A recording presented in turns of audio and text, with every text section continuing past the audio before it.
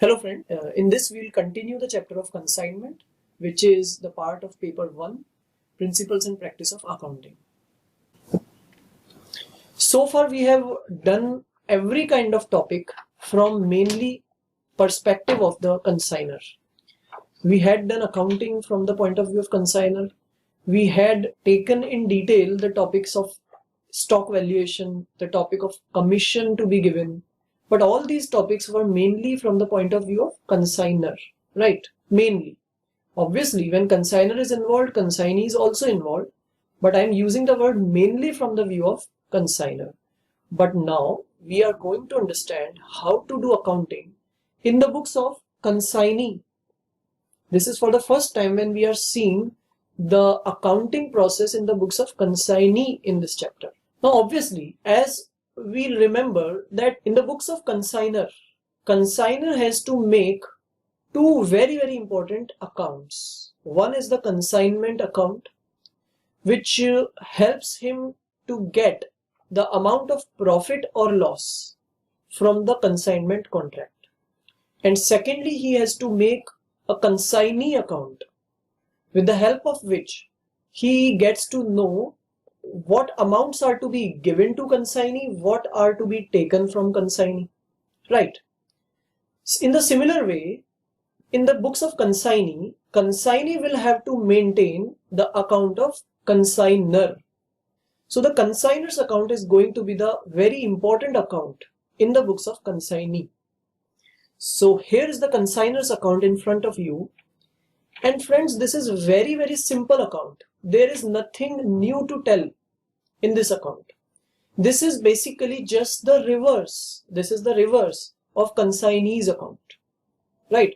So this is again quite a summary of account sales. Now, as you remember, the consignee's account that we had studied previously, that was also a summary of, that was also a picture of account sales. In the similar way, this too is going to be the picture of account sales. Let's see how. First of all, in the debit side. Now see friends, from consignor's point of view, from consignee's point of view, every amount that he has to take from consigner, he will debit the consigner for all those amounts. So let us make a list of all those amounts that consignee has to collect, has to take from the consigner. First of all the expenses that have been incurred by consignee, he will ask for all those expenses from the consigner, and that's why the consignor's account will be debited. And the entry will be consignor's account debit, because consigner has to be debited. And what will be credited? The bank account will be credited. Why? Because the consignee has actually paid this amount, right? The second entry in the debit side will be the bad debts. Which bad debts? Once again, which are to be borne by consigner, right friends? But what if the bad debts are to be borne by consignee himself? Now this is the very important question. Now, as you already know, that if consigner gives consignee a del creditor commission, then the bad debts has to be borne by consignee himself, right? So there are two situations. In one case, bad debt has to be borne by consigner, and in the second case, bad debt has to be borne by consignee, right? Okay. Now friends, let me first of all tell what entry has to be made, right? I am presenting a journal entry in front of you. What journal entry will be passed? See friends, I am writing it out here. As bad debts will happen, as and when bad debts will happen, what entry will be passed? Consignee will pass this entry. Bad debts account debit. Bad debts account debit. Suppose the bad debts are of rupees 10, then bad debts account debit to the debtors. Debtors will be credited. This is the normal entry. This is the normal entry for bad debts. I think you know it. Okay. So this is the normal entry. Bad debts will be debited because this is a loss or expense, and debtors will be reduced to that extent. So this is the entry. Now comes how to write off this bad debts. How to write off this? So to write off this, how to write it off, that will depend on who will bear the burden of bad debts. Who will bear the burden of bad debts? We know that there are two possibilities. If this bad debt is to be borne by consignor, that means if no del creditor commission is given, right? That means consignor is to bear it. Then consignee will debit consignor's account because he will take this amount from consignor. So consignor's account will be debited and bad debts will be written off by crediting it. So the bad debt which was earlier debited, now it is written off and credited. This will be the entry. And this entry I have shown here. You can now understand it. Why we have written two bad debts account? Because we have actually written off the bad debts. And when will this happen? Only if it is borne by consignor and not borne by the consignee, right? In the second situation, it may happen that it is borne by consignee himself. In that case, obviously del creditor commission would have been given. Del creditor commission would have been given. In that case, what entry will be passed by the consignee? Consignee will this time write off the bad debts amount from what will he write off? From the del creditor commission that he received. See friends, let me tell you, the del creditor commission that he received, when he received that commission, when he received the commission, del creditor commission or ordinary commission, what entry was made? Just look here. Consignor's account was debited and commission account was credited. That means commission account was his income, commission was the income of consignee, so it was credited when commission was received, right? And now from that commission income, this bad debt will be written off. So what will happen? That commission account will be reversed, it will be debited and bad debts account will be written off from it. So the new entry becomes commission account debit to bad debts. So this I have told you in both the situations what will be the entry of bad debts. Okay, so this entry is fixed. This entry has to be passed always. But the second entry may be either this, let me write it 2A, or it may be like this, 2B. Okay, I hope it is clear to you perfectly. Okay, let's proceed. In the consignor's account, the next item is advance received.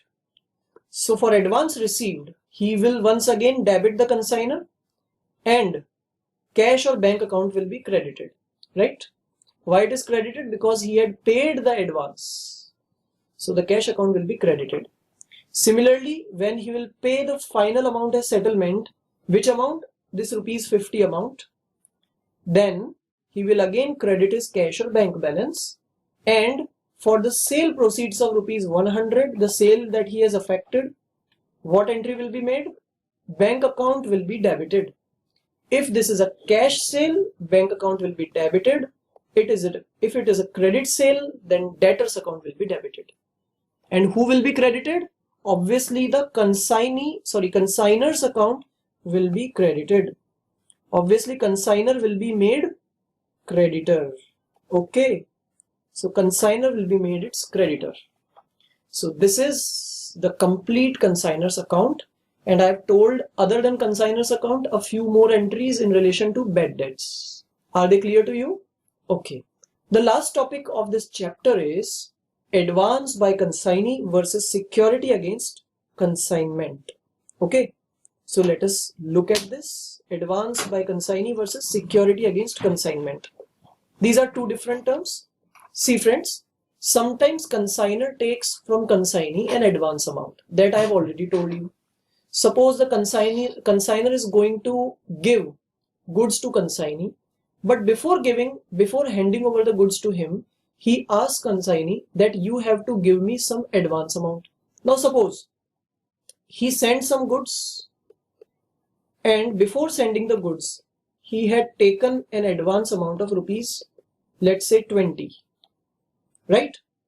Now when the consignee will make sales and he will receive some amount, let's say rupees 100, then out of rupees 100 this advance amount will be adjusted, as we already know it, and Y will remit finally this 80 rupees to the consignor. That means we can clearly see that advance amount is always adjusted against the amount due. It is fully adjusted. But the second situation is security against consignment. In this case, if X takes from Y, suppose rupees 20 as a security, and against that security value of rupees 20 he sends goods of rupees 200. Say he sends goods of cost rupees 200, and if suppose Y only sells goods of rupees 100 so far, that means rupees 100 stock is lying with him. He has not sold that amount of goods. In that case, the whole amount of security of rupees 20 will not be adjusted. How much amount will be adjusted? If he has sold only half of the goods, then only half of security amount, that is rupees 10, will be adjusted. And remaining half, that is remaining rupees 10, will be carried forward in the next period. Because the stock has also been carried forward in the next period, that's why the security value will also be carried forward. So, what is written here? Only the proportionate security in respect of unsold goods is carried forward, and remaining proportionate security will be adjusted, right? So this is the difference between these two concepts. So this is the end of this topic. In the last part, we are going to take an example which will help us to understand the practical implementation of this chapter. Thank you, friends.